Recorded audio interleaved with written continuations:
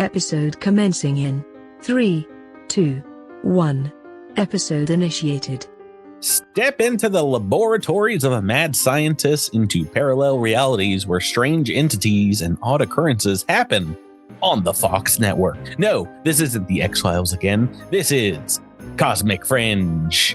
This is your pasty-faced man in a black hat, Patrick, here, and joining me in sensory deprivation and pseudoscience adventures are my 5 friends and your doppelgangers to my far left. Denethor eating cherry tomatoes while a hobbit sings next to him. It's Jabber jabbering away as Jam from Wimmy Wham Wham Wazzle. Is that what he says? Across the digital table from me, a mad scientist willing to kidnap a child. It's Miles, make him believe is redacted. Good evening. I feel like that one's very true. To my right, R.I.P. Lance Reddick. I wish you were there. No nonsense cop in every TV show I've ever watched. It's Tyler, talking as Prade here. Hello there. To my immediate left, Spock looking like an evil Steve Jobs in one of Nimoy's final roles. We got Drew Dine plays Ilix though. The only reference I can think will probably upset people. And across from him, don't call her Scully, as Agent Dunham is much cooler. It's none other than Rebecca Rowland with Asher and Sky. Hello. Fringe. So good. 5 seasons, 100 episodes. Oh, you're right. That was the actor who played Denethor that was in that. Of course. Mm-hmm. And Pacey from Dawson's Creek. Joshua Jackson, put some respect on that name. John Noble is Dr. Walter Bishop in the show. He's great. He's an fantastic. actual mad scientist with Also, like every episode, like his like weekly food obsession. He had to have like some specific strawberry or some sort of cocktail, or I just remember like a grape tomato. Tomatoes just mushing into his mouth while a dwarf sings to him. So that we're recording this right before Halloween, and apologies to our fans who missed out on an episode last week. Our schedule, I think we've talked about a couple times in the last month or so, has been mostly by Hurricane Helene, but also we had already scheduled like a month of vacation time. So we ate through all of our episodes, but this week is being recorded right before Halloween. It'll come out right after Halloween. The best costume that I've seen so far was indeed a husband or boyfriend dressed in like full Denethor costume. And the wife or girlfriend is just like a big old tomato. just like a cartoony tomato costume. That wins for me so far this year. You guys excited about Halloween that happened last week when this episode comes out? I had so much fun on Halloween last week and so much candy. I bought a new witch's hat, so I'm kind of mixing fandoms here, but on Thursday I'm planning to wear my witch's hat that I just bought with my Camp Crystal Lake shirt. I love that you said you bought a new witch's hat, implying that you have had at least one other witch's hat before. Old witch's hat. Oh, do you not have more than one witch's hat, Sometimes when you go out Rebecca? witching, you burn things. I mean, hats lying to us? come and go. Yeah, right. You wear through these things, you wear them out.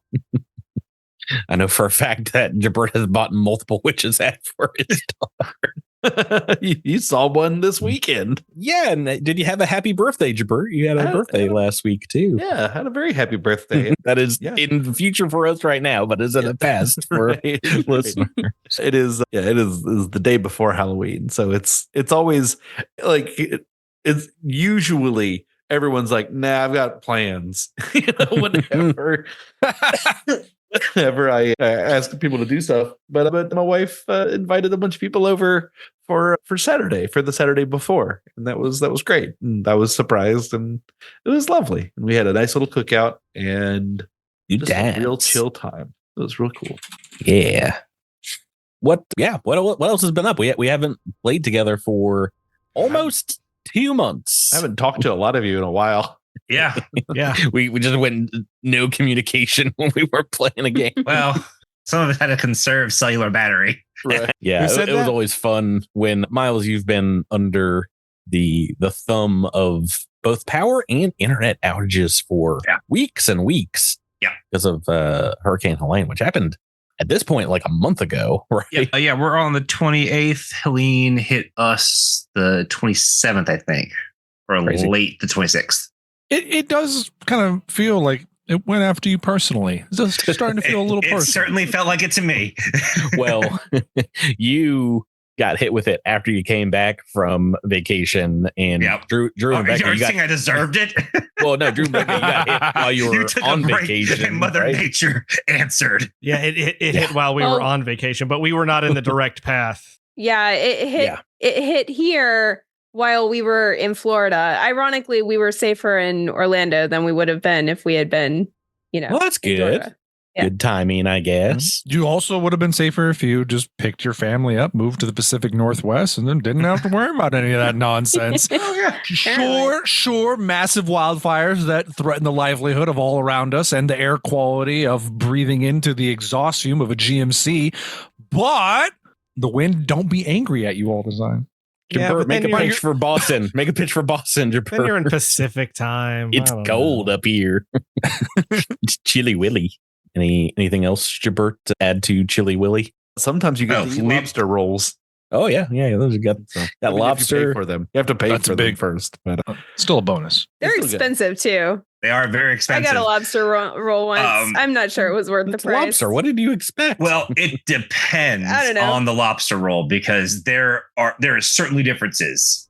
There are better ones and less exciting ones. Yeah. I went to a very famous place and I thought it was mid. I think, didn't we ever talk about how that place felt overrated? Because I feel like you were on your lobster roll like kick the same time that we were when we were all at PAX. Because Chris and I were looking for lobster rolls like that entire weekend.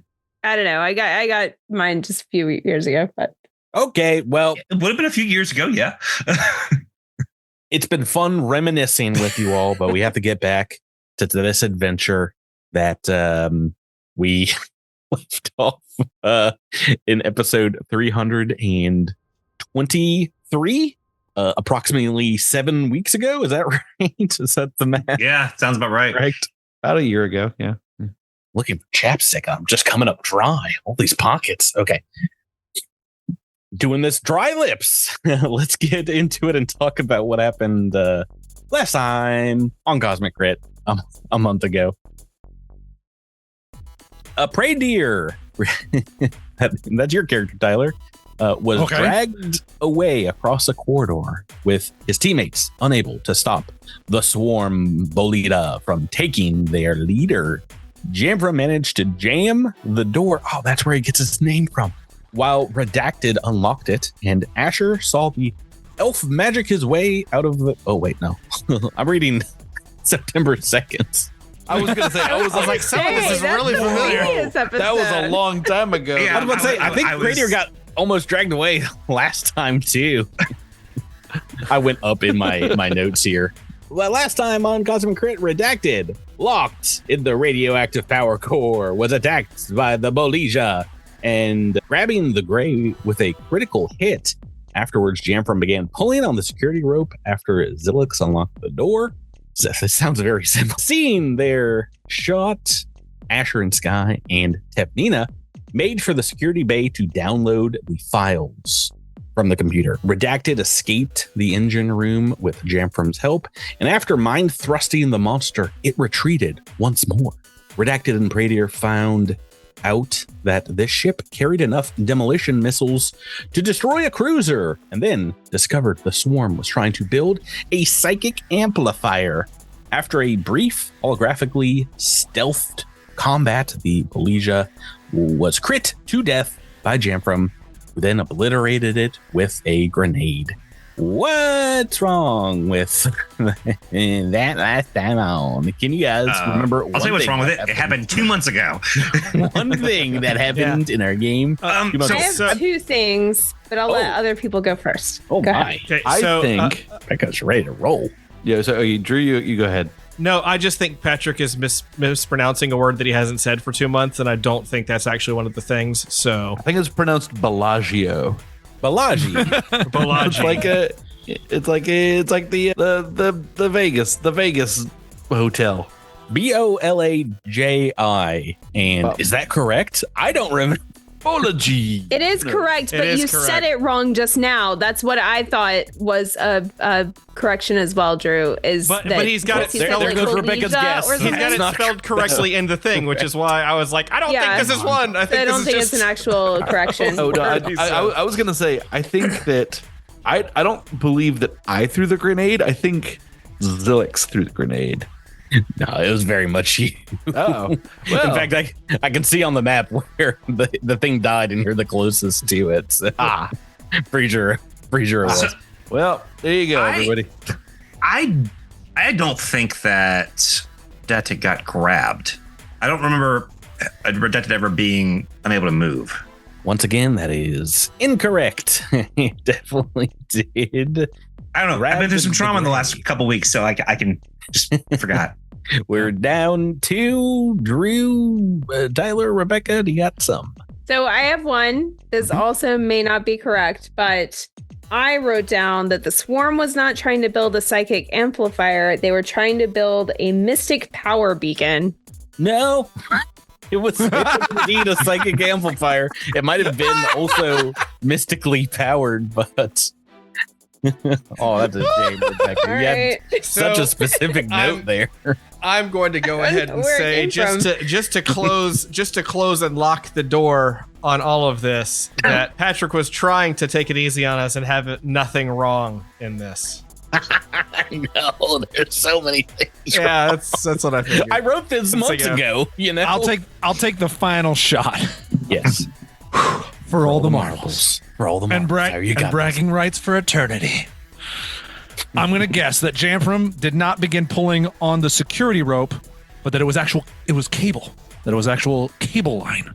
I wasn't getting that pedantic, and that is not a thing that is wrong. Dang it. It is a braided rope of like metal. It's the same thing. Okay, well, no, it is not. Rope is rope. Rope ain't metal. Rope. You hand someone a piece of braided metal, and they're not going to be like, nice rope. They're going to say, nice cable. You're going to say, this is a terrible cable. I hate this cable. Yeah. Yeah. That would also all be appropriate. Is this a space rope? Well, regardless if we count that one as correct or not, that is not enough to not stop the unstoppable juggernaut that is your GM from giving himself an episode reroll. I'm so good. It was not a crit on Jamfram, is what I'm reading straight from my notes. I don't remember this. It was not a crit on. Oh no, not a crit on. That makes 6 Redacted. of us. That gave him the grappled. Redacted unlocked the door instead of Zilix unlocked the door. You guys, Rebecca, Asher, and Sky and Tepnina went to the computer core, not the security bay. These were not demolition missiles. They were mines. Oh, yeah. And last but not least, I've just written down Redacted here. Redacted did something. Did Redacted blow up the thing with the grenade? No. Redacted crit the Balaji to death because I can see it in the side. There you go. That's it. There. I was trying. These are episodes are recorded. We don't remember them now. Okay. So I was right that I wasn't the one who crit it down, but yes. You threw the grenade. You just didn't crit. You were not right. You said you hit it with the grenade. I was slightly right. Oh yes. You're in the right spot. Yeah, I can't take that away from Redacted. Well, I don't know what I thought was going to happen. Yeah. And listeners, back up a month later. Listeners, we were all confused because when we loaded up Roll20, my character has a big red X through it for some reason. So we don't know why. Pretty sure you got knocked unconscious is why. Did I? I don't remember. And that didn't even make it into your notes. Oh my gosh. Last time on, no one cares about Praetor nearly dying.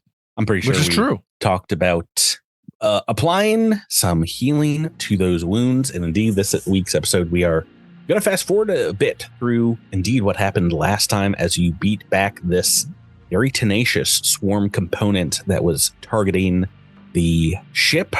And as you all head to the bridge, you watch Nina, knock over, destroy, unpower the psychic relay the creature was building up. that creature was attempting to contact its hive. This is short-range system that it was taking over, which I think confirms my suspicions that its other swarm friends are somewhere in the Waydana system here with us. Let's get out of this wreck and I'll explain myself further. Do you all have a ship nearby? Patrick, you're going to have to answer that. Do we have a ship nearby? Of course, you've got Cattywampus on board the Peregrine. Peregrine. Everyone's favorite ship. Drew, I forgot how mad I was about this. Vigorously shaking his head. Yeah, so if you want to call in the cavalry, I think you can like relay the ship to, shoot up like a flare or floodlights that'll make it a little easier to hone in on it. And yeah, after jump over, didn't we? You can strip the ship of valuables and packing up. Let's get the ship stripping. Tevnina will pack like a big old suitcase of belongings, don a big puffy winter jacket, and you guys can slowly, carefully climb your way out of the ravine amidst the blinding snow and do we still have the robot that can carry stuff for us? Sure. Yes. Why not? That's something that I remember. Let's retcon that bad boy in here. just in case there's something we can't carry. I'm just definitely looking for maybe I mean, there's. Didn't the robot stay with the car? Probably did, because we had to climb down. Well, Praetor didn't climb down, but y'all had to actually climb down a cliff. So I doubt that it did that. Well, climbing down a cliff ain't nothing for me. So no, the scout bot you got on the ship, was there a name for a scout bot? Oh, I'm sure we named that annoying thing. Scouty. I just have scout bot in my notes. No, scout bot's with you. Scout bot can come with. Scout bot friend. No. We're not saying he can't. I thought he did. Process scrap metal. As you're waiting in the blinding snowstorm here, Praetor, as you're the last one up the ravine, that people are like helping pull you up the cliff side, Tevnina shouts over the storm and says, "All right, now that we're a safe distance, let me explain myself." She types a few things into her computer console on her wrist here, and you hear a kind of a whirring noise, some clicks from the ravine below, and you see the lights and the weapon systems of the starship, the Thunderstone, activated, and then there's a thunderous explosion as its weapon systems impact the ravine wall above it, blasting it point blank range. There's rock and ice chunks that blow off in a huge quake that shakes and lets loose the destruction of the cliffside, disintegrates the cliff wall and buries the ships, and ice sheets the size of dumpsters, big old clumps of rocks and ice is very loud. There's a big old plume of dust and snow, and she turns around to you all, puts her little computer away, and says, my name is Tevnina Surge, and I'm an operative for Directive 9, the Veskarium Special Intelligence, and I want to thank you all for helping complete my mission. You all have earned my trust. It's nice to meet you. She extends her hand for you to shake, Praetor.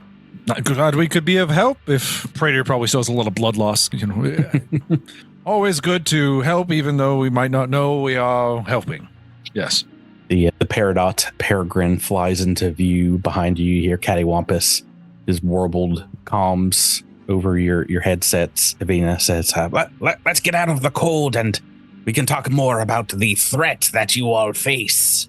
Smash cut to inside the ship. You've got those reflective blankets on you all, and there's hot cocoa or hot pickle cider provided by your goblin cohort. Tevnina hooks her copied data pad to your ship's bridge computer, and there's a hollow display of the readings from the Thunderstone as she kind of narrates and says, My ship was part of our Directive's covert operations.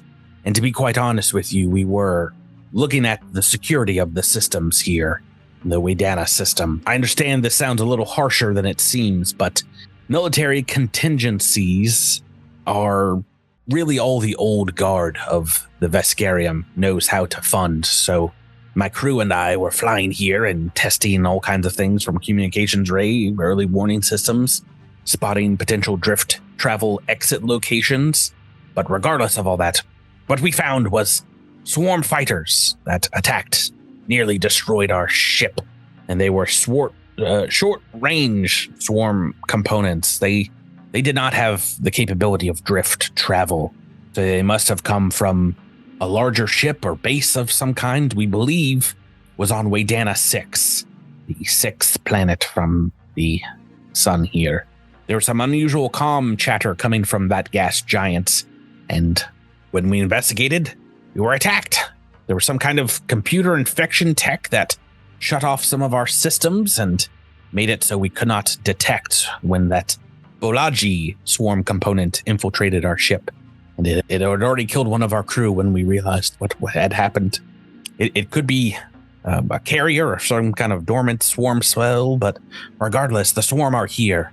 And as charter administrators and some of the most technically capable on this planet, I think you all need to deal with this as soon as possible. If there's indeed swarm presences in the system, it's possible they're sizing up New Galarion for an invasion and attack of the swarm, if you will. Hey, that's Bird can't hear you. So, oh man, I muted the cough and I forgot. Welcome back to recording the joys. I didn't say an exclamation point, Tyler, so it is not trademarked. I said attack of the swarm of some sort. No, I didn't say technically different. Attack of the swarm. Yes, but it's a pretty major difference there. If you all are willing to take this ship out, it will be able to get you away down a 6, but I'm unsure if you could get past. They have more fighters of the kind that attacked us. Maybe if you prepare, you'll be able to stand up to them, but it's possible that you can get boarded same as us, and you'd have to face more of those creatures, and one of them threw us for a loop. Can you imagine a whole system of those infiltrators taking out every starship that seeks to come and reinforce New Galarion? The planet would fall in no time. What say you all to this knowledge? Well, it doesn't sound like we have much choice. It's, if you want to keep this planet, you will have to fight for it.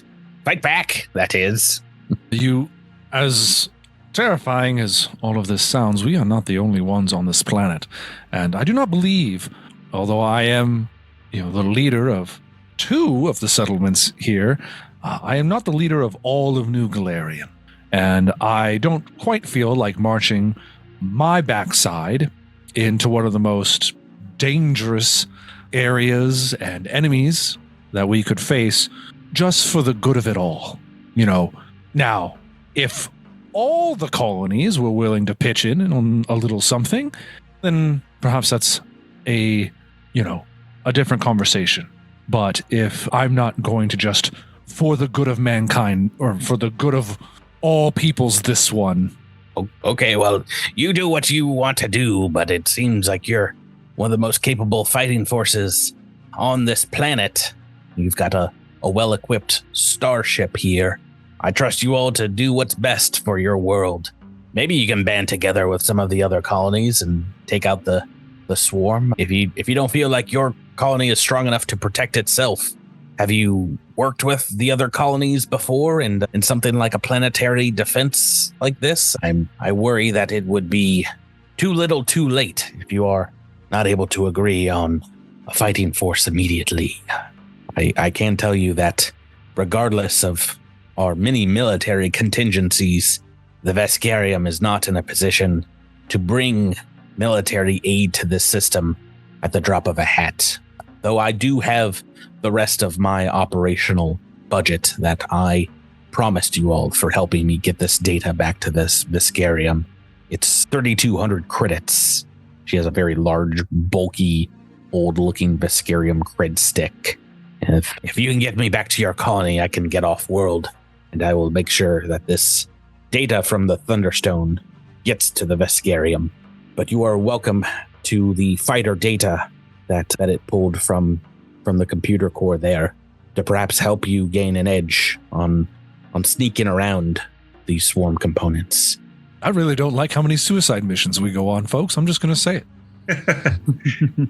Comes with the uncharted territory. I feel like we signed up to run a settlement, not fight swarm components. But You know, we did that 2 seasons ago. What are you doing, Surprise! It's part 2. I mean, if you guys want to ignore this problem and pretend it doesn't exist, we will move straight to book 5, and I will rewrite book 6 to be the Attack of the Swarm part 2 Electric Boogaloo that I want it to be. Some high level swarm that we've never got to fight. So, but yeah, as you speed back over the course of the day back to Viridian, once you get back to the colony, Tevnina indeed kind of disappears maybe a day later on a transport vessel and transfers over to you these credits she promised.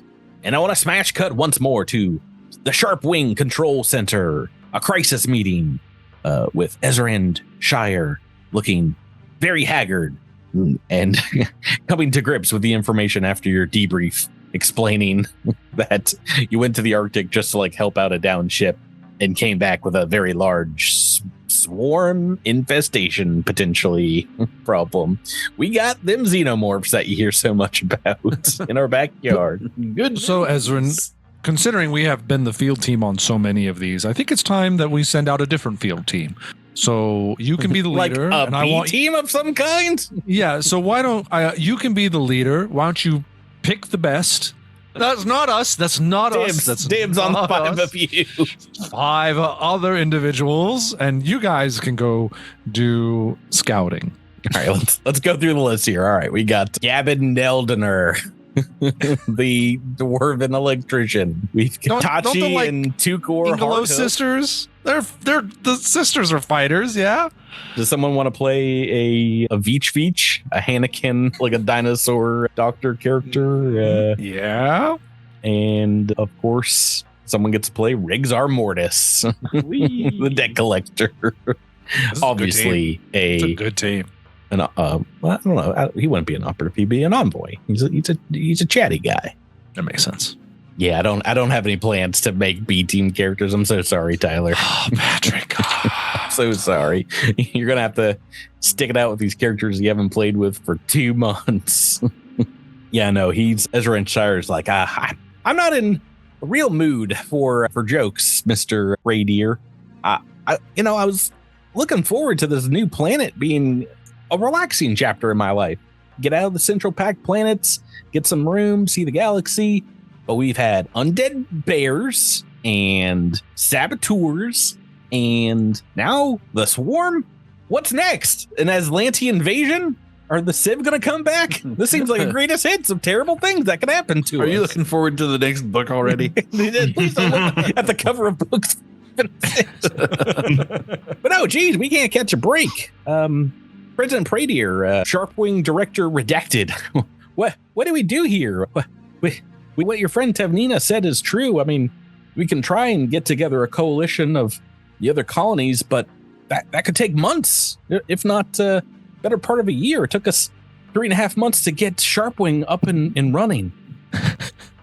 Once again, I wonder why it's so easy for the 5 of us to pick up and go somewhere else, but anytime we ask for help, we're just so busy, you know. Oh man, geez, guys, I got so much stuff going on. I mean, like our schedule. I got this thing that just can't. Name me one character that could do this instead of you, Tyler.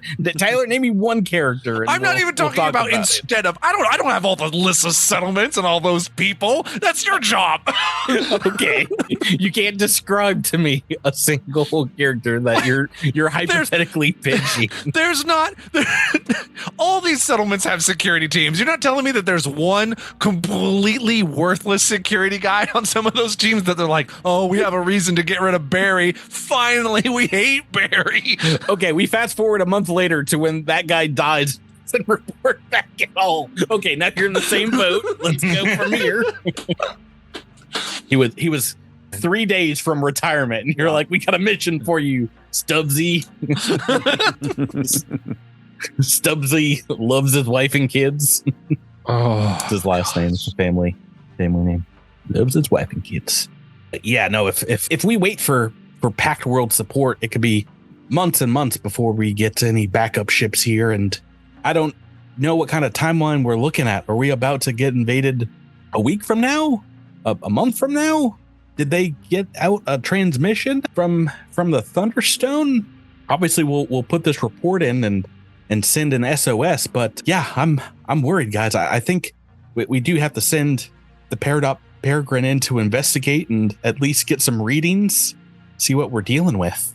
Maybe if you can get here we go again, a better threat assessment, we can convince the charters to form a immediate planetary defense of some sort if we are looking at a real invasion. But I don't even want to think about that. That could be, at this point in the colonies, it might just mean we have to evacuate.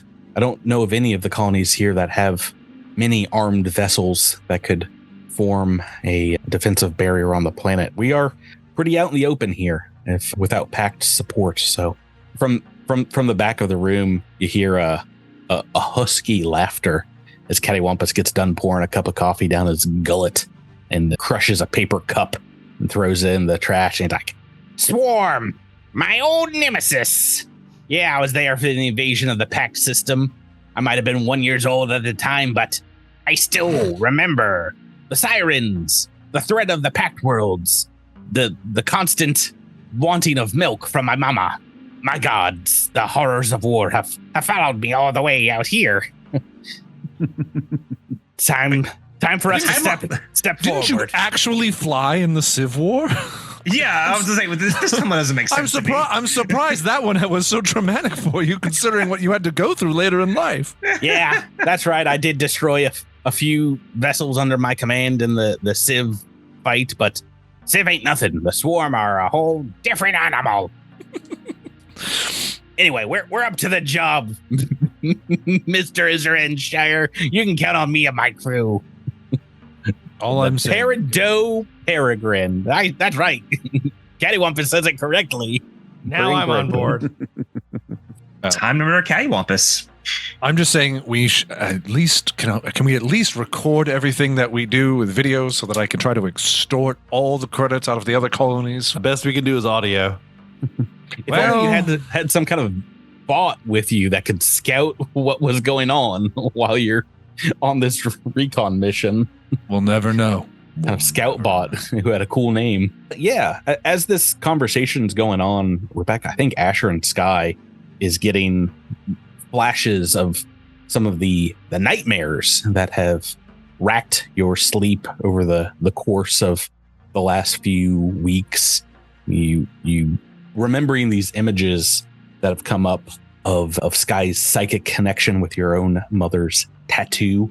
You recall the fighting on the surface of Akaton during the war. You get that same feel on your skin as it begins glowing warmly, and Sky begins to emit a purple kind of neon light and heats up a bit. Just thinking about the swarm, ready to reactively attack of the swarm. Yeah, Asher is feeling really torn about this whole thing because they've seen firsthand and, continually relive that nightmare of their family being, slaughtered by the swarm. Obviously traumatic. But in remembering that, realizing that if we just sit around and wait for the swarm to come to us, that will be a worse fate for everyone on the planet. So do we go and find the swarm and be slaughtered ourselves, probably? Or wait for them to come to us and suffer the same fate, but tenfold? So... Mm-hmm. Yeah, guys, don't tempt me. I will put us back through Fate of the Fifth in a heartbeat. I love that book. I wrote Everybody got their boots. I was about to say, get ready for a long march through hexes. Now we're doing hexes this time. I think given that Asher would recommend to the group, or attempt to rally the group, rather, I guess, that it's not about being heroes. Except it kind of is. It's not for the glory. But it kind of is. It's not for the glory, though. It's because it's about survival. And not only the 5 of us surviving, but everyone on that planet who is in our care and trusts us. I don't think we have much of a choice. Redacted, how are you feeling about the potential of taking this fairly untested crew, piloting them out into the unknown, into the swarm territory, perhaps? The swarm are elegant creatures, ferocious, voracious, unstoppable. And the longer you leave them to their own devices, the worse they become. I don't know about any of you, but trusting anyone else to do this job correctly just doesn't come easy. Oh, yeah, you've got 7 sets of eyes that seem fair. Oh, I guess Jamfram. But Jamfram, do you have something cool to say about fighting the swarm? Let's see. It's like, I'm with Asher, but I'm not with Sky. But I am with Asher on this one. We have a duty to these people, and if not to the other colonies, then at least to our colony. And if they benefit from our heroism and they refuse to join us, then the shame will be theirs. But we need to act. We must act. That's my thinking. Yeah. So Ezrand will turn once more to you, Praetor, and say, I know you've all just finished up this expedition to the Arctic, but yeah, it seems like this threat could be maybe the largest one that our young colony's possibly able to imagine. But maybe if we all can get ahead of it, get some more information, we might be able to save thousands, if not hundreds of thousands of lives here on the planet. So yeah, are you willing to captain the Peregrine out, Praetor? Well, since it seems I keep company with a bunch of people who have a death wish, and being the only one who has died, I feel like I have no choice. So I will. Would it help if we renamed the ship the Bergamot Bergeron? You know, it wouldn't. I actually kind of like it. I would like it, but I don't know if it would help. That wouldn't sweeten the pot. Color plus avian creature. Why not just bluebird? Topaz toucan. The topaz toucan. I'm so into that. Yes, let's go. That will be once the swarm destroys your ship. That's what you can name the next one. Okay. And then Drew will be like, it's pronounced toucan? Yeah, so you guys obviously have some time to re-equip, purchase anything you would like. You've got some credits from Tavdina. Can you said 3,200, right? No. Well, if I did, I meant 32,000. So much better. Okay, I thought it was, yeah, it's all split 5 ways, right? Yeah. Okay. Yeah. I mean, it's not that much this level, I think. It's so much more than I. Yeah, I was about to say anything is a boatload, Patrick.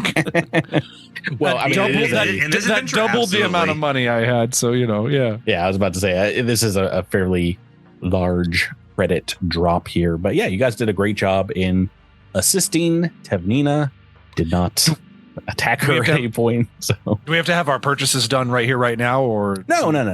Oh, okay. Good. No. But if there's anything that you've been waiting on, I mean, yeah, you can just go ahead and blast it. But you have a few days to recuperate from your Arctic blast, the best Gatorade flavor, your Arctic trip. And my notes. Yeah, you can also in that time study these anomalous readings that the Thunderstone got and come to pretty much the same conclusion through various computer modeling that these odd signals seem to be coming from perhaps the upper reaches or some of the moons that surround the gas giant of Waydana 6. And it will take a few days to get the Peregrine out there. I think where it is in the orbit right now will probably take about 2.5, 3 days. And yeah, it's we can smash cut to being on board the ship for that time. What do you guys do in your very little downtime, as there's not much in the way of, other things to do on board the ship besides mentally prepare for perhaps what is to come. And I have a question. Yeah. Waydana 6 what is the state of that planet? I mean, apart from the fact that it's under attack by the swarm, but is it a civilized place? Is it completely wild? Is it just swarm live there? Great question. Nobody knows, but I can tell you that Waydana 6 is indeed a gas giant, like a Jupiter, like a Saturn. People don't live there.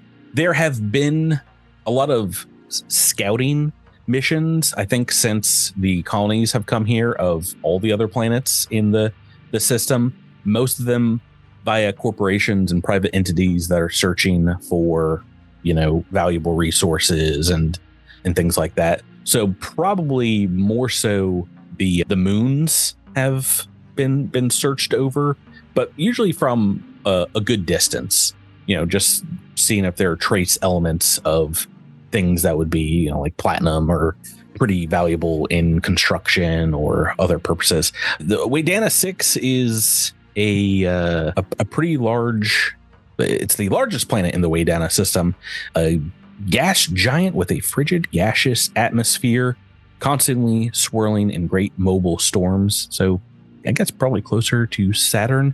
It has 12 different moons, and it's kind of like a light bluish gray. So okay. No. I was hoping that there would be some people there that perhaps on the trip Asher could do some research and learn about those cultures through their music, but alas, there's no music to be had, so I guess she'll just sit in silence. Oh god, sorry, it's gas giant. You're mostly the only planet that has a colony on it here in the system. I think maybe Waydana 4 might have some like mining operations or like a small contingent of folks that are scouting and things, but it's New Galarion, aka what used to be Waydana 3, is such a lush, verdant place. Besides the archaeological and historical perhaps significance of the planet reappearing, it is also just really nice. It's got multiple seasons and lots of lush biomes. So do we know why the swarm would be eyeing our planet in particular? I mean, if there are 12 planets in the system, like, are they all potentially under attack? Well, you guys can talk it out in character, out of character. What do you think you are rolling into here? Do you think they came after you guys came? Do you think they've been here? Do you think they have a base of operations, or is it just like a swarm hive ship? If I was a guessing person, I would say if they were here before us, we would have arrived to a planet overwhelmed by swarm. That said, if they have been here for some period of time, I don't think that they're in any particular state to attack. Therefore, I can only conclude that they must have arrived here recently, and perhaps with any luck in small enough numbers that they weren't exactly that they didn't know what they were going to find when they got here. So maybe if we teach them a sharp lesson, they'll know. Yeah, give them a thumping, give them a drubbing with your one ship. Well, yeah, one ship drubbing is what I'm hoping for. Any other theories in character, out of character? What you could find at the end of this trip? I mean, it's entirely possible they just came across this like we did, accidentally. They didn't know what they had, at least not before we did. Is it possible they've gotten some information from someone that's done trade with us? Is there any ship that's been captured, lost, that they could have harvested any information from? Gobbled out somebody's brains like in that one movie. And Spaceship Troopers. Yes, we all saw it. Spaceship Soldiers, that's the one. Do you want to make a computer check before you will have had left the colony to see if indeed there were starships that had been reported missing recently or something of that nature? Sounds like a computer's check. It's a 28. Yeah, I Fancy think Googling. Yeah, I mean, there's a pretty precise log that's kept in your colony, but it is kept via the accords of all the colonies that do require, tracking of starships coming and going, and reporting lost or accidents if a starship goes down, or if there's some kind of threat specifically for this reason. And going back since the colonies founding, and you don't see anything anomalous that you would think that a ship coming by would have been larger news, especially if it was a colony ship with hundreds of people on it. Nothing like that that's gone down. The most is like some small starships that have had engine problems and had a ditch out or something like that on the planet itself, but nothing that would denote the swarm had attacked. Well, there goes that round. Right. So as you all are getting closer to the orbit of Waydana 6, this icy, cold blue planet comes into sensor range, into your quote-unquote visual range of your ship. And indeed, will, as you get closer to the orbit, get a little gravity assist from one of its many lifeless moons. But as it does, there's an alert that pops up on your command consoles. Bogies inbound. You watch not one, not two, but thrice vessels pop up on your screen. That's right. Who could have seen this coming when you're in your starship? But there's Starship Combat to be had. No, You've had it so good, Tyler, for 4 books, 3.5 books, really. This is the worst. I mean, spoilers. Warm combat. This is why Prater didn't want to come here. And Tyler was trying to get out of it so much. I worked every angle I could think of. Can I somehow phone in? Can I zoom in my captaining of the ship? Can I sell you on a Tyler, how far away can Prater's astral projection go? Like how much can you have been a work from home president? I could have tried my best, but I don't think I would have made it that far out. Right. So, indeed, who could have seen Starship Combat coming in book 4 when we've eschewed it completely? There was actually supposed to be Starship Combat in book 3, but I was like, they're not having any of this. They don't want to do any of this. But indeed, as I have promised and or threatened, this is not regular Starship Combat time. We're going to be using the Narrative Starship Combat rules from Starfinder Enhanced for the first time, baby. Starfinder Enhanced, which is now a year old? When did it come out? Great question. I don't. It was in 2023, but was it in October? Was it a full year ago? Sounds right to me. To Amazon. I'm Googling the answer. It came out Halloween 2023, says Amazon. So we're about to celebrate the 1-year anniversary of Starfinder Enhanced and get into the Narrative Starship Combat rules. Now, this is something you guys, I think, pretty much asked for, was crunchy Starship Combat. So has anyone looked over these rules much?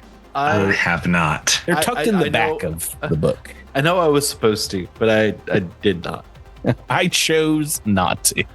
I knew that the assignment was on the table, and then I played a video game instead. It was basically my academic history in a nutshell.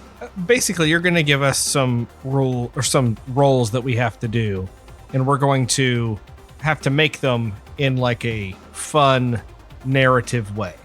Very wrong, but very right, Drew. We have to get like so many of them before we achieve or fail the task. I'll put the Archive of Nethys link again. Is this the Archive of Nethys link? This is the ship that we were using as the base. Where's my Archive of Nethys?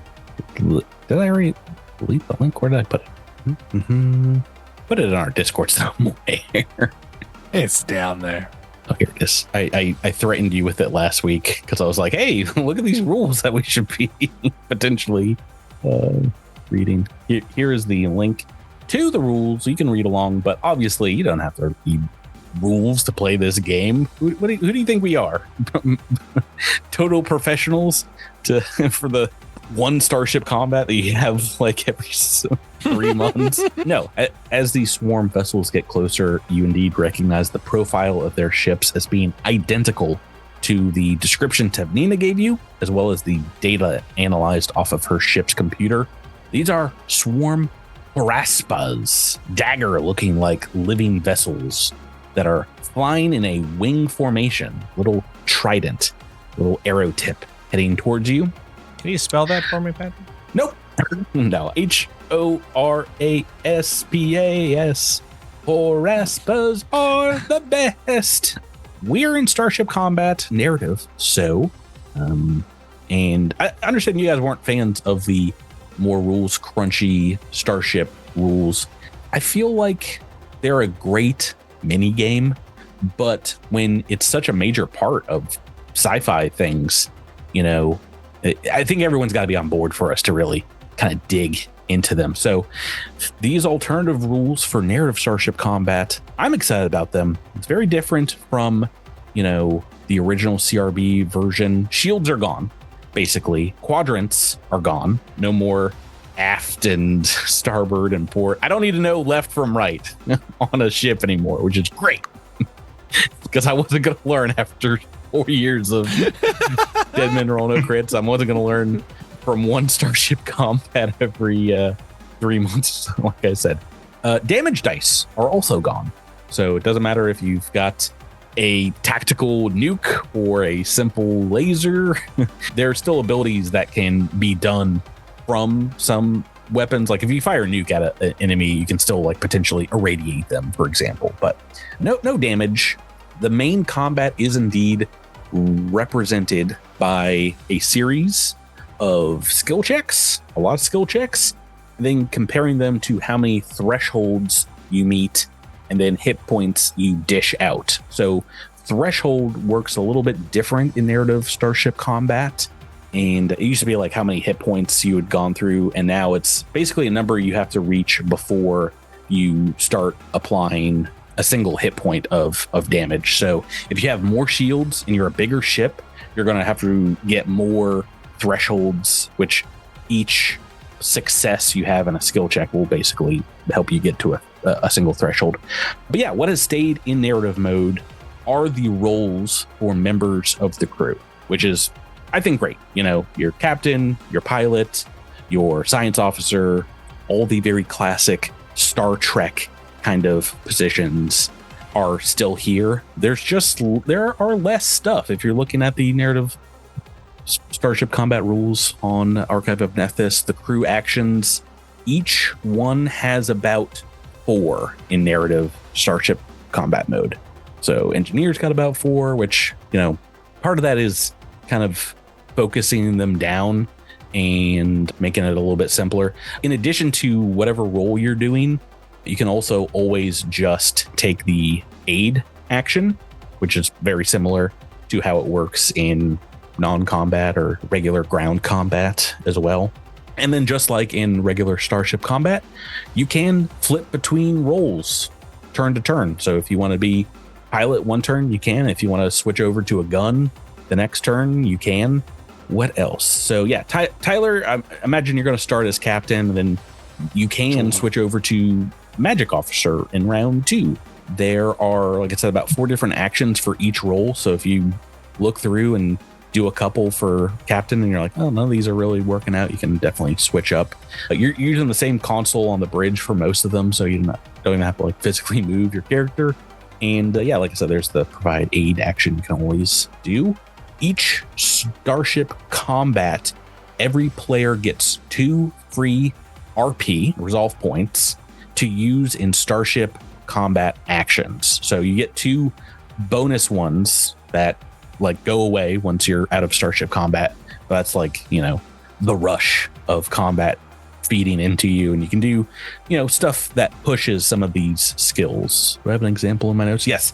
The search database action for the science officer is normally a skill that doesn't count as a success against an enemy's threshold, but it just normally gives a +1 skill bonus to checks against the enemy vessel. So you're, in this case, you'd be like looking through the data provided by the Thunderstone and giving like critical details about the ship's structure to your allies. But if you spend 1 resolve point and then make a success, you can count that as a threshold success, a success towards the threshold as well. But you have to make the skill check to get the success. So yeah, each of these actions, there are skills listed. Many of them, you know, for The pilot are going to be piloting skills. For example, those skills that are listed in the description, so like piloting, are going to use the standard DC for the enemy. And I've got that set up for these Paraspas. A standard DC, and if you pick something that doesn't have a skill listed, or if you want to use a different skill, you have to just narratively describe how your character is doing it and how it's going to affect the combat. And then you can make that skill check. And if Azure and Sky just wants to dance the entire time, you can do it. But you'll be going up against the hard DC, which normally is 5 higher than the normal DC, which isn't crazy, but it's usually harder.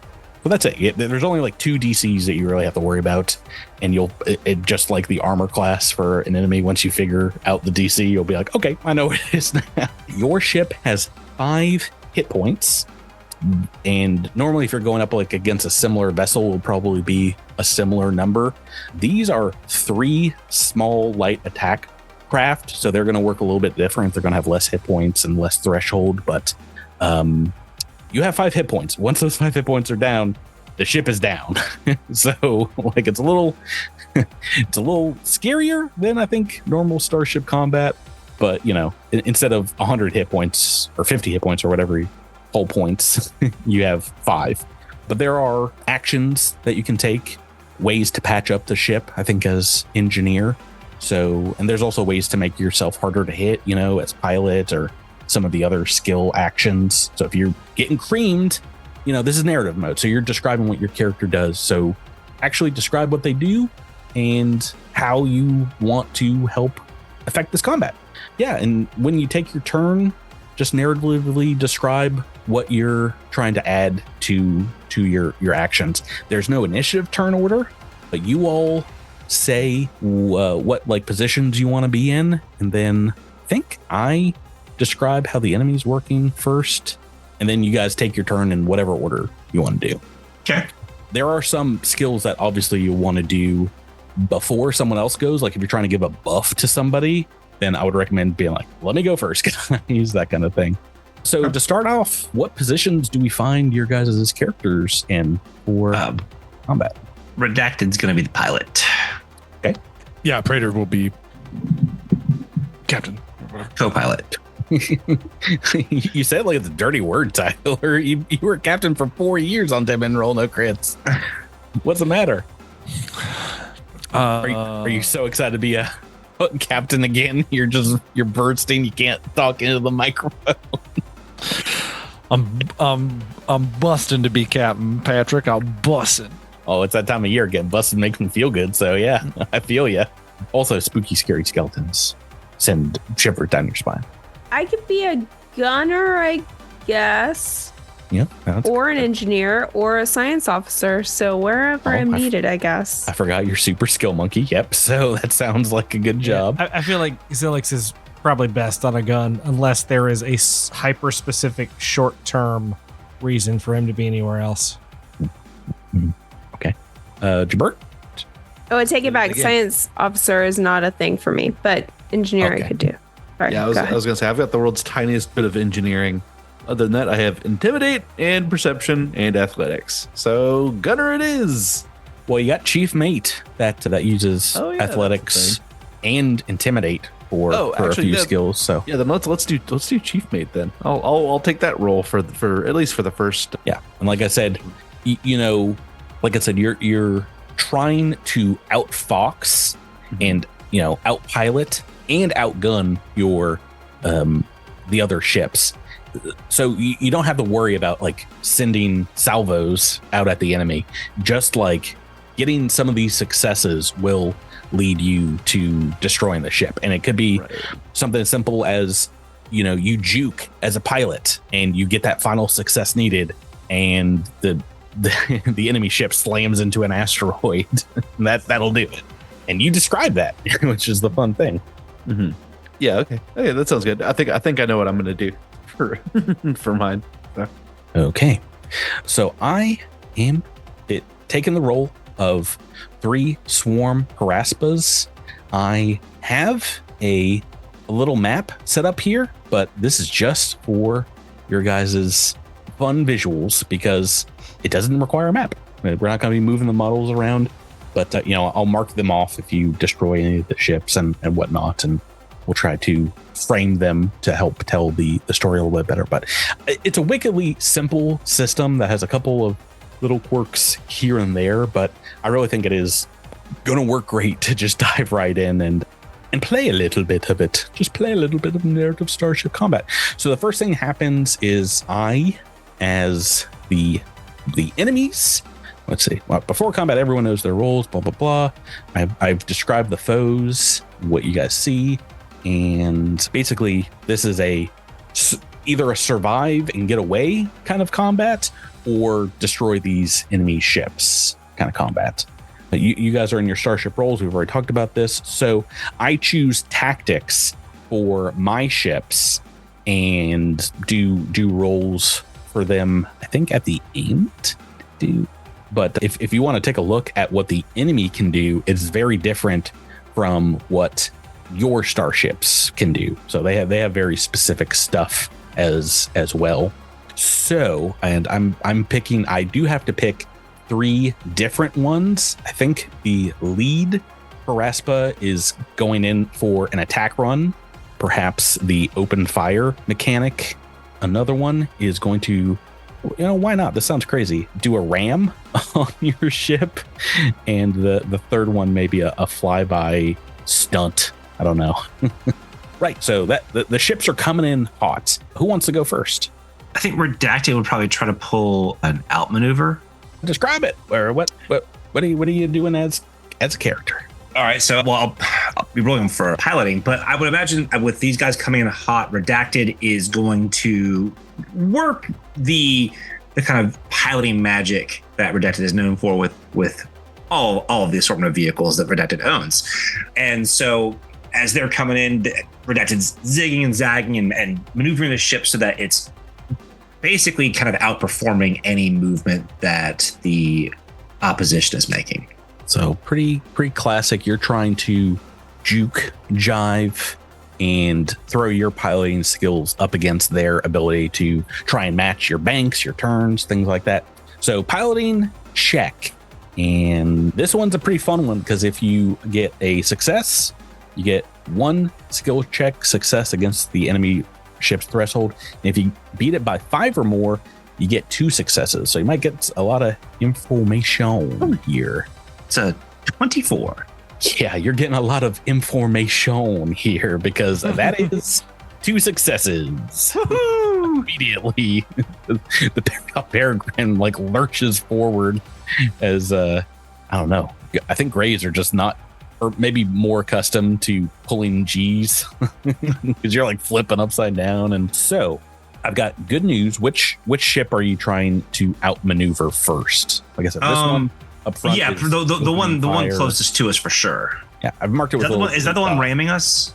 No, that one's over here side. This guy is opening fire on your ship. 2 successes is it's also its threshold.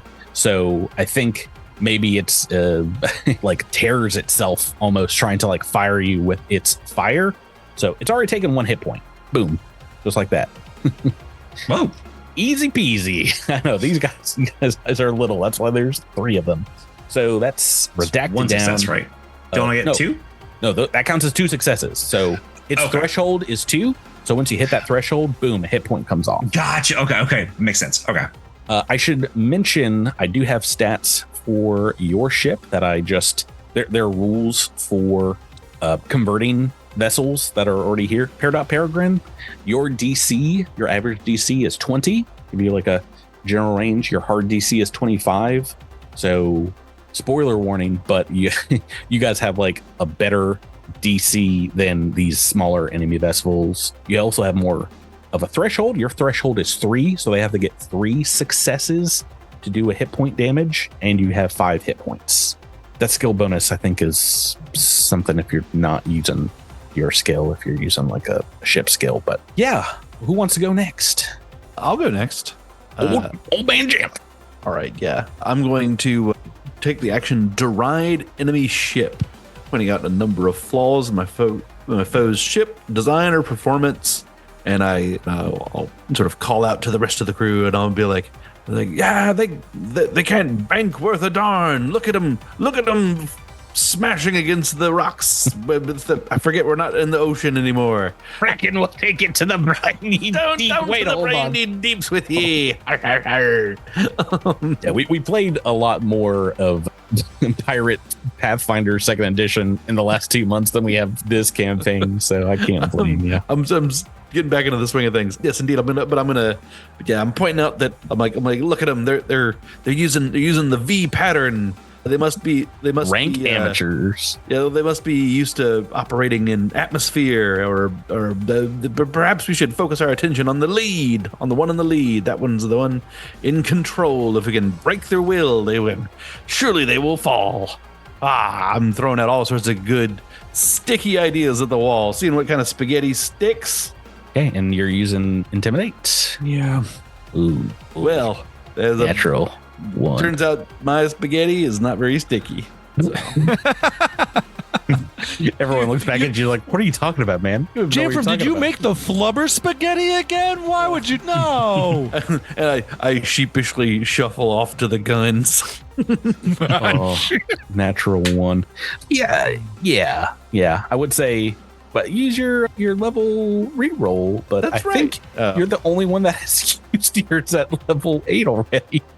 Yeah, probably fighting a swarm component 2 months ago, and we don't remember. Let's see. Okay, let's see. We got Drew, we got Rebecca, we got Tyler. Who wants to go next? I'll go next. Mm-hmm. I am going to. So Asher and Sky have been working on the side on a cool new gadget, specifically for Starship Combat, and they're going to pull out that cool new gadget, and it resembles a ray gun from the 1950s. Ooh. And this is an experimental prototype, and I think I can use this to attempt a ranged attack, and if I succeed, then Drew gets double if he succeeds, I think. So it says choose an action that grants skill check successes and attempt a skill check against your ship's hard DC. So this is your ships. If you succeed, the next time an ally succeeds at that action, so you can target Zilix's gunnery, the successes of the action are doubled.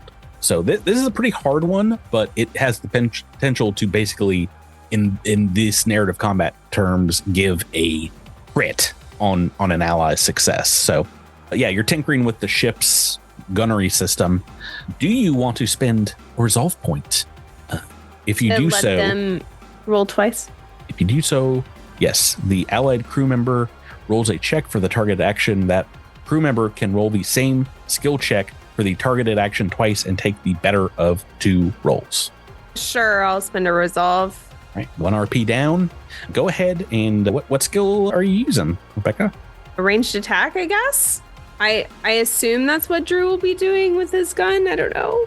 You can use any skill if there is something better. It says, but choose an action that grants a skill check success. Choose an action that grants skills. Okay. So it says preferred skills any. So if you have so I can use literally any skill. If you can describe it narratively, yes. That's why I said use your example of dancing, but don't dance. Okay. Let's see. What's my best skill? Well, it is acrobatics. Yep, you're going up against hard DC of your ship, so go right ahead. Oh, 40? Oh my goodness gracious! All right, well, does that pass the DC, Patrick? You rolled a 19, so yeah, that's a high one. Yes, that is a success, which means Drew will potentially get double successes based on what he does. And he gets to roll twice and choose the better of the 2. Yes. Do we want to go Drew next, or do we want to take captain action first? I guess we can do captain action. We're doing a lot of setup for me to roll a 1 twice. So no, this isn't going to be about you. Praetor reaches out to Jamfram and says, Jamfram, look again. I know you can find a flaw in their formation. And I'm going to try to razz them again, buddy. Razz him again. You got this. This feels so patronizing. It makes me feel worse about my natural one. I'm like, it's like I just need some orange slices in a juice box, and you'll get them next time, Slugger. Well, don't worry. It doesn't work on you. That's how bad you feel. Is this give orders? Yeah. Skill? Yeah. Oh, natural toot. Yeah, Jamfram and Prater are in the same boat. At least we're together in our ineptitude. All right. Thanks, well, man. Yeah, I bet they smell bad too. No pressure. If that Drew. Bology or whatever is anything to say, yes, they're terrible. No pressure, Drew. But we are back to you. You're on the gunnery station with Zilix. Is that right? Yeah. What do you want to do? There's a couple of things here. I love that target weak spot could be any skill. Including range attack, which would make the most sense. But yeah, I imagine, there's so many cool things you could do with Narrative Starship Combat. Like if you have profession vid gamer, you're like, all right, well, I'm turning this into Ender's Game, baby. Yeah. Well, it's like, I pretend this is my favorite game. My range attack is +9, but my acrobatics and athletics are +13. So makes sense. I feel like using athletics can maneuver the gun fast, and because I imagine it's not computerized and it's like an old school World War II gun that targets based on a whole thing. Mm-hmm. For some people, their attack might be better than their skills, but I imagine for most it's the opposite. All right, so which action are you taking? We're gonna do target weak spot. Okay, target weak spot, and you're going for the lead ship as well, the one that's already taken some threshold damage here to its hull. All right, this is against the ship's hard DC, but you can roll twice, take the better one. Go right ahead. It's a 16. Right. It's a 3 on the dice. Yeah, we're gonna want to roll that one a second time. Can't do worse than that, right? Oh. Yeah. Nice. So because your good buddy Asher made a new targeting system for you, the second shot on this lead ship, natural 20, is indeed just a double critical hit, which means you exceeded DC by 10 or more, and it also, beyond giving you a ship threshold, which is doubled, does an automatic hit point of damage, and that is enough to destroy this first vessel completely. Nice. Booyah. Teamwork. A massive shot from the Peregrine just engulfs this ship at the lead of the column, as Indeed Redacted is taking you guys in close, and the two other ships kind of will complete their actions to try and retaliate for their fallen harassed buddy here. And what did I say that they were going to do? They're going to ram and something else cool. Flyby. Flyby, yeah. Flyby stunts. And the hard DC. Maybe they're supposed to go first? That doesn't make sense, because it says it gives them difficulty classes against the hard DC for the rest of the round. I thought I was supposed to declare them. I thought, yeah. Back to the rules that we've never played before. Each round, the GM chooses one of the tactics for the enemy vessels. They can also create their own tactics. No two can be the same. Each tactic notes how it's affected in a particular round. Well, in the rules, it says the GM chooses a tactic for each enemy ship, but then also does the tactic? I was guessing they're just coming in hot. Well, I thought I had a better hold on this, but maybe I'm supposed to go first? That doesn't seem super fair. After the GM has chosen the enemy's tactics for the round, the PCs can each perform an action related to their current role. Well, he chose to wait. Yeah, the way that makes it worded is that you've chosen the tactics, but you've not performed the tactics. That's interesting. Oh, so for flyby stunt, so it doesn't even require a skill check. It just makes acrobatics and athletics checks attempted by crew on board that ship use the hard DC for the round. So that wouldn't have affected Drew, who, oh no, it would have affected, no, it wouldn't have affected Drew because Drew was already going up against the hard DC.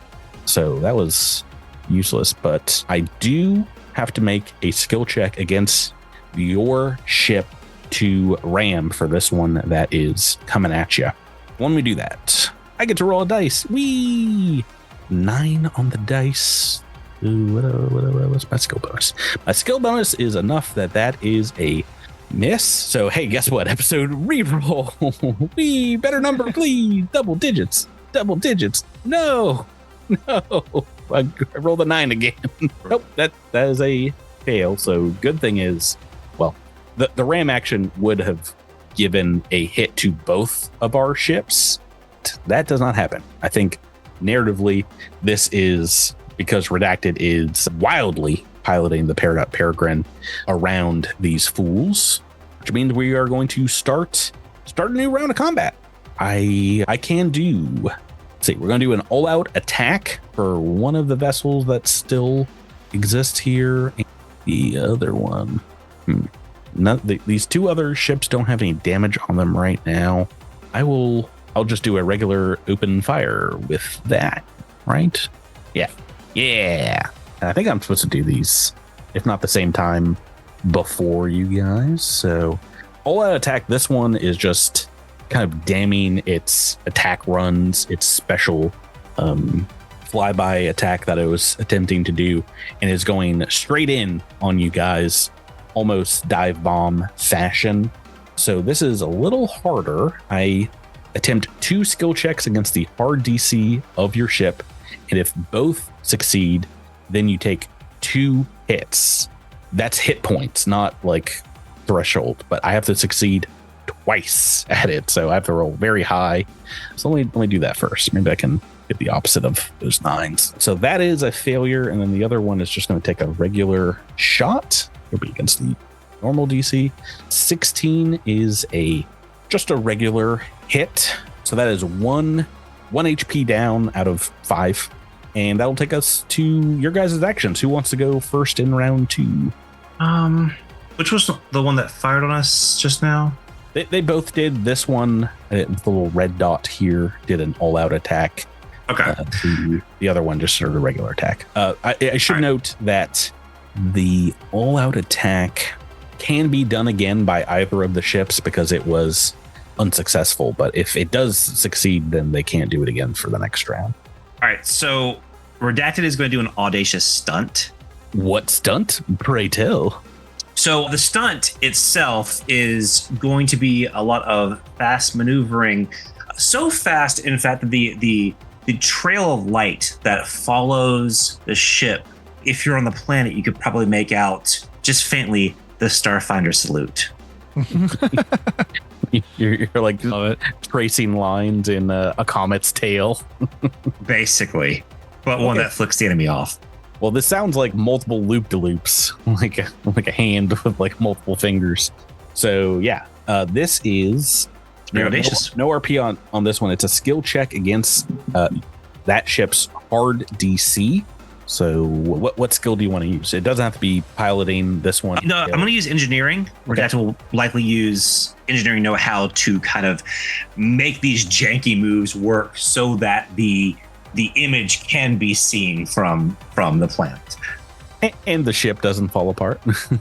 That too, but mostly the artistic effort is more important. Okay. All right, so it's a 34. Very much a success. So that counts as 2 successes against towards the threshold. The threshold. So that's going to be on this the red dot ship, and that is enough to do 1 hit point of damage as well. Woo-hoo. The threshold is all right. Who wants to go next? I'll go next because I want to access maintenance panels, and I need to go before our science officer goes. Redacted is just prying bulkheads open and crawling around in a Jeffries tube. Yeah, exactly. Yeah. So Jeffrey's gonna indeed. I'm gonna say like maybe during this last when we took that last shot, our science officer's new targeting system got knocked out of alignment, and I'm just gonna tear open a panel and I'm gonna reach in there and I can see the screw that's jammed in there. I'm gonna yank it out. Arr. It's obviously super hot and sweaty in that part of the ship, so like immediately you've got just a river of sweat going down your brow, and there's only a red emergency lighting there, so it looks really intense as it's happening. But this is an athletics check. An athletics check, yeah, to withstand the physical rigors of the thing. I've rolled a 25. This is against your ship's DC. Yes, a skill check against your ship's DC, and this is one of the preferred skills, which means that is a success, and that means the engineer or science officers can roll their next skill check twice and take the better of the two rolls. So it works very similar, but it's specifically for engineer or science officer. Okay, who wants to go next? And does anybody want to do engineering? Okay, go ahead, Rebecca. Yeah, as the engineer, I'm going to overpower systems. So you see Asher sort of poring over a keypad of sorts, and, mathematical equations are floating around their head. And I am diverting power to a system to help outgun the enemy with engineering. This is a engineer action. Yep. Is it overpower? Is that what you said? Yeah. Okay, so you can roll twice, and you're going up against the enemy ship standard DC. Don't roll 2 1s. Oh no. Oh no, another natural 20. Oh, who could have seen this happening? Oh, the next Starship Combat, you guys are gonna have you're gonna have an actual hard DC to go up against. That's scary. This one's pretty scary. So yes, that means you've beat it by 5 or more, which is 2 successes and another hit point off of this vessel. It is still flying. It is still going well as we go to Tyler, Drew. Who wants to go next? Drew, you're a shooty person, right? I am a shooty person, and I don't get 2 shots this time, right? That's not anything. I can try to give you 2 shots, but I have to try to give you orders. That's what I tried to do with Jabert, and I rolled pretty badly. I mean, do I still get to shoot once if you give me bad orders? We'll see.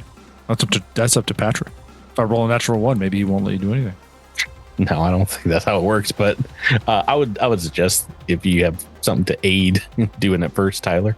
I can either encourage a crew member, so I can sweet talk you, but that only helps you regain a resolve point, or I can give you orders, which means you get 2 actions. So I'm gonna I'll order you around a little bit. I feel like that's up your ally. You're up your ally, up your thing. So this is done after he's already taken a shot. Oh, that's right. If you want to give orders. So like last turn. So Drew, go ahead and take your action. All right. So I'm going to fire at will, which the preferred skill for that is acrobatics, piloting a ranged attack. And I'm going to use acrobatics because I feel like Zilix is, hitting everything on, every panel in his reach. He's even got his tail involved. Okay. And if you hit success, all right, that is 19 Toto. That is a success. Counts as 1 success against the threshold. Does not beat it by 5 or more. So just a single success. So now, Tyler, going back to the captain, you can, if you succeed on your give orders, you can allow him to take a second volley, basically, and just goes up against. It's the same action. Right, a second, or no, that crew member can take a second action round. It could be a different action, but you have to make a skill check. How are you? What are you ordering Zilix to do? Zilix, who knew you were such a good gunner? Do that again. Good job. Thumbs up. But I've failed. I get resolve points. I can re-roll, right? No. I'm pretty sure you mentioned at the top that you get like some points and you can re-roll things. I think that you have 2 free resolve points, and if you use one for give orders, you can give a +2 to the skill check that they spend their second action on. But if you want to use your level re-roll, you can re-roll a D20. That's not. Yeah, sure. Why not? Let's just get that out of the way since I never use it. Drew, I really want you to do this. Yay, Drew! You better make it worth it. You better. I mean, I still have my resolve point, so hopefully. Oh, wow. Yeah, you did fail. I was like, I think you did pretty well. You rolled 24 on the first one, but your guys' hard DC is 25. 25. I missed it. All right, so Drew, take another shot. This Do I have to do the same? Do I have to do the same one? No, you get a second action. I think it does have to be gunnery, but you can take any of them. There's really there's really no reason not to do fire at will again. So fire at will. He's blasting everybody. Pew, pew, pew. Now, the terrible thing is if Tyler wasn't so stingy and had used his RP instead of his book reroll, or both, I guess, he would have given you a success. But 4 on the dice is a fail. Can I use an RP? For that, no. Usually the RP you'll blast, I think, beforehand. Blast. That's okay. We get to go to turn 3, and if anybody wants to switch up positions, you can. Just the mark. Tyler's episode reroll used. Bam, bam. I'm gonna do mostly the same actions with the swarm here, but I think the one that's in a better condition is going to try the ram action, and the other one is just going to try a volley, a regular attack pattern. So let me try this first. Oh boy. Skill check against the average DC of the PC's ship. So let's do the ram action first with this green vessel. 16 on the dice is a success, which means you guys drop hit points and the enemy vessel does too, as it scrapes alongside the Peregrine Peridot. Maybe your redacted is focusing on this red dotted ship on your hood. And lets this one get in close. The other one is going to indeed open fire and make a standard average DC attack roll. 17 on the dice. That is another hit. You are down to 2 HP out of 5, and we're on to your guys' actions. Who wants to go first? Now, if you leave one of these vessels open and I all-out attack, it's very low probability, but I could destroy your vessel with one ship, but as you saw, that was very hard. two hits I have to do. I think a 16 and a 17 would have done it. I did just roll those, so it's up to you. But this one ship here is limping along, and the other one is doing fine. So, well, not doing fine. It already took one hit point as well, so it is taking some damage. You want to start us off again, Ty or Miles? Yeah, I guess the one that's limping along, I'm going to try to perform another audacious stunt. Okay, what's this stunt now? So you have to think of a new stunt every time. Right. Now that's the hard thing about narrative combat. Yeah, so this stunt is more focused on perhaps making the ships crash together by leaving them along. You're trying to put one into the other. Yeah, that happened in Star Wars. 2 TIE fighters ramming each other. Yeah. Okay, so another skill check against the ship's hard DC. Yes. All right, I'm gonna take my engineering. No. 21. Oh, thank God. All right, a fail. All right. Do I have a reroll? You have a level reroll. That's basically to the end of this book. If you want to use it, you're welcome to. Should I? No, I'm okay. Then who wants to go next? I'll go. Asher and Scott. I would like to patch the hull. All right, another engineering action for our favorite duo. And I'm guessing this is a skill action to apply some healing to your ship. Yeah, so I can restore the ship's hull integrity. If I succeed, the ship regains 1 HP. I'm also going to spend an RP to increase my ship's DC to the hard DC against enemy attacks. Okay. Or enemy tactics. And this is your second free RP. So you're out of free RP after this, but go ahead and make your engineering check. Yep, 32. That is more than a success. So you go from 2 hull points or HP to 3. And I will have to go up against your DC 25 next round, which, oh boy, I would have had to anyway if I was doing the all-out attack, but it's hard. Who wants to go next? I'm going to switch over to a gunner seat, I think. Ooh. You come out of the walls of the ship and you're like, why aren't we firing? Yeah. And I can see, or let's say I can see that ship that's still let's see. There's a bunch of weapons on this vessel. It's a medium transport vessel, but it's got plasma torpedo launchers, gyro laser, particle beam, and a laser net on its turret. Yeah. So I'm going to target the one that just got debuffed by Rebecca, and I'm going to. I think both of them. Oh, that's both. Oh, let me double check that. But eeny, meeny, miny, mo. I'm going to pick the one with more hit points. Okay. I'm scared of that one doing the all-out attack, and so. Okay. Yeah. So it took a 1 hit point from ramming into your vessel, but go right ahead. What do you want? And I'm going to try to draw their fire, and I'm just going to make a series of attacks with that laser net extremely aggressively in a way that is going to try to put pressure on them. And indeed, I'm using the Intimidate skill for this one, that's kind of fun. Gunners can use Intimidate. I like that. So you're blasting the laser net out, which is usually more of a defensive action, but maybe you're trying to pull focus off the parts of the hull that have been more heavily damaged and direct their ire towards the turret. Right. Yeah.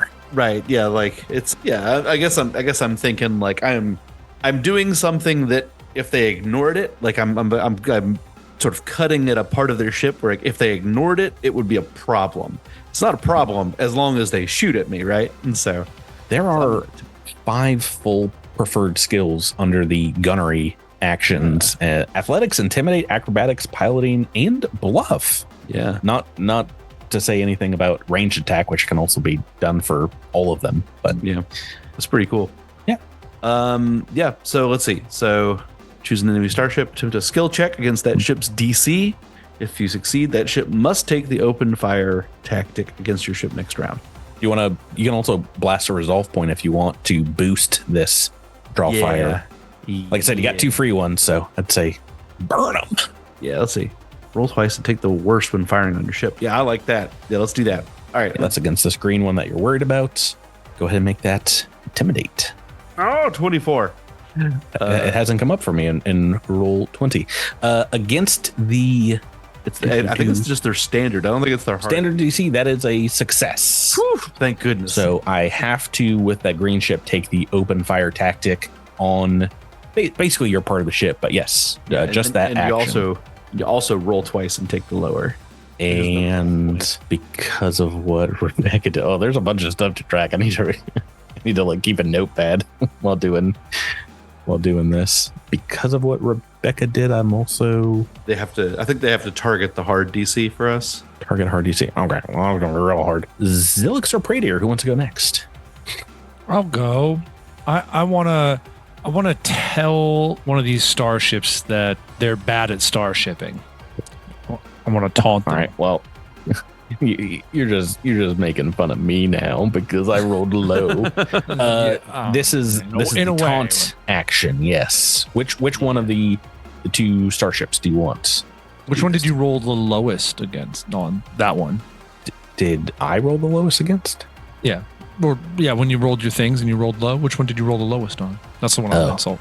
Ooh, I mean, I rolled a 16 and a 17, so the red one rolled a 16. Yeah, so low, so much lower. Oh, your buddy is so much better than you. It's like he's a whole 1/20th better than you. 5% better.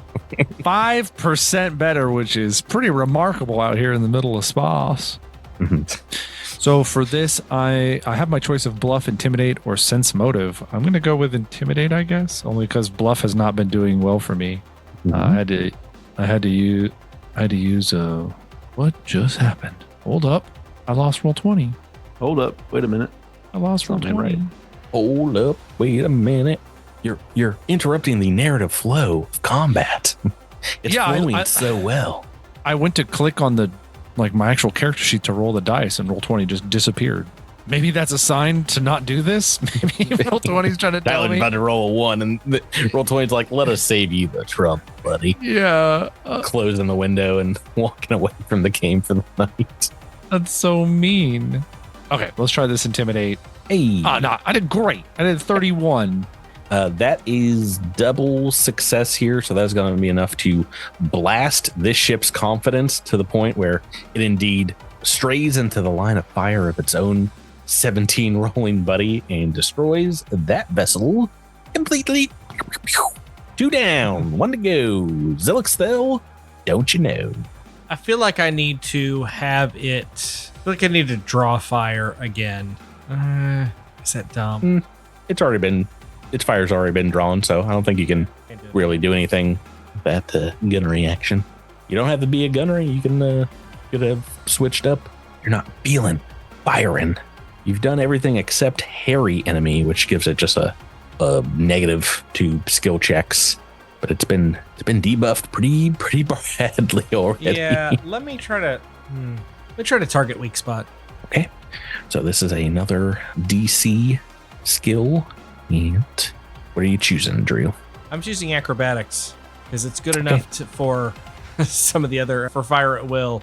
I'm just hoping that I can hone in with all my stuff.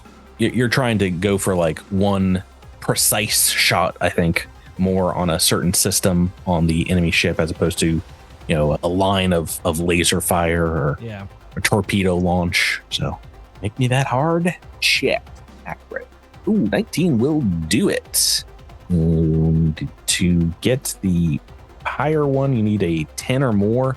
It's not a super success. I don't know what they call it here. It's not critical, but if you beat the DC by 10 or more, you get 1 HP as well. That just counts as a single success. Does not reach its second threshold, which means we're going into turn 4. That's all right. I have to, because of the draw fire action, take open fire on your vessel, and I have to hit a 25, and I have to roll twice and take the lower. Is that right, Chipper? Yes. Seems like a lot of debuffs. It's a lot going on. Yeah. It's so funny. You can just really screw with an enemy ship if you want. But this is like a single living creature that you're mind gaming. So I will roll twice, take the lower, and a lower of 2 low rolls is not going to do it. As I fail, who wants to go first? This is turn. I guess I will redacted try to perform another audacious stunt. You want to take any science officer actions, Miles? You got science too if you want to play around with other stuff. No, I'm good. Okay, that's fine. I mean, you're I'm sure both good at either, but audacious stunt incoming. It's 30. Is also a success. So 2 successes against the threshold means it's taking another hit point of damage. 2 hit points down. Who wants to go next? The third audacious stunt in a row indeed is leaving this vessel having a difficult time. It's right now it's trying to trail your vessel and it's having a hard time keeping up. I'll go. If it's trailing us, that's perfect for me because I am going to. All right, so Asher hits a big red button, and you see from the ship outstreams a whole bunch of green goop that is radioactive. Oh, right goodness. at the ship, coming for you. Is the ship pooping? I'm using vent thruster waste. Oh my goodness. This is exactly what's happening. You're ejecting the power core into this thing's path? Drew, this is better than Star Trek. This is cool. This is like Firefly and Star Trek, Star Wars at a baby. Well, let's calm down there. Okay, this is a interesting engineering action that I do not remember reading. You're going up against that ship's DC, and if you get success, it counts as a threshold success against it. And it's another. Oh, that's only a 22. That is a single success against its standard DC. And that is enough to destroy the ship. Yay. We're out of Starship Narrative Combat. Wait a second. Did you say that we're level 8? 1, 2, 3, 4. Yes, we are level 8. Yeah, we're 8. Yes. I hadn't updated my skills since level 6. No. Jesus Christ. All right, you're kicked off the podcast. I was like, Get why is outta everybody here. else so good at these skills? Oh, goodness gracious. Yeah. You guys are still white knuckle controlling hands on the consoles here of the Peridot Peregrine as you watch as the last of these enemy vessels goes plummeting silently, slowly towards the orbit of the gas giant below. The wreckage of the living ships just drifting off into eternity there. And yeah, you guys are all alive. The ship has taken some beatings. There's some maybe glitching life supports and communications and things that'll need to be repaired, but you're doing well. And as indeed you're assessing the damage, your ship's computer blares to life. You get another warning. Attention! Unidentified vessel approaching. Weapon systems lock on your ship. Brace for impact. There's a massive space laser that rakes over the outside of the Peridot Peregrine from high up in orbit around one of these moons of Waydana 6. As your glitching ship sensors, oh, that was hard to say, glitching ship sensors give a general description of a massive inorganic ship on your 6. Blom! The space laser arcs again as you're scrambling to get back in attack formation. Sparks flying around the control room as you're nearly thrown from your seats. It's like the camera's shaking. Navigation loses power. Systems begin to go dark as you steady yourselves and get back into apparently another. We'll do the next one regular Starship Combat. You get to Raging Shields. Your navigation comes back online, your comms, and you see an ID coming through the scanner that shows this to be a Pact Worlds Flux Industries Space Yards Starship, a very large, boxy personal ship, but it seems to have some amazing upgrades to its weapons complement. As you brace for another shot, you read the name of the vessel and its military insignia, that of the Terminus Wild, and it says it's part of the Tuscalan Defense Force from the planet of to be continued. Oh, we got some fun stuff coming up next week, guys. Oh boy. What did you all think of Narrative Starship Combat? It's faster. It is faster. I liked it. Yeah, I like it. I like it more because you don't have to spec into it. Like I was using acrobatics for gun controls. That's really good. Yeah, and I mean, if you go through, like I said, we didn't even get to science officer or magic officer stuff. There's like a whole bunch more things that you can do, that you can give debuffs to the enemy ships, you can give buffs to your allies, and make it a lot more dynamic. I would like to use it again, if there are more Starship Combats to come. But yeah, I also, did the conversion on our ship and the enemy ships, and it took like maybe 5 minutes to do those rules. So it's like the Starships a lot easier to manage. So this is exactly what I imagined when people were asking for this set of rules. And I'm telling you, Starfinder Enhanced really hit that sweet spot for a lot of stuff. But this especially, loved it. Love that book when it came out. Right. We will get back to the action, get back into the swing of things next week. But that's going to do it for this week's episode. Guys, thanks for playing with me and not canceling the podcast after having like 2 months off. We played a lot of Starfinder Second Edition in the last couple of months. Well, thank you, Patrick. Thank you, Patrick. Who's talking? And listeners, thanks for listening. We'll catch you on next week's episode of Cosmic Creek. Goodbye. Night.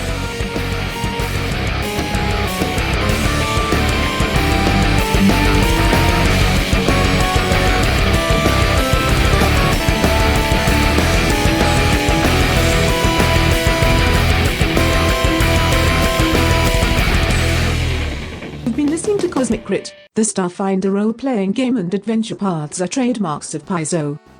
All Pathfinder and Starfinder images are property of Paizo and are used with permission.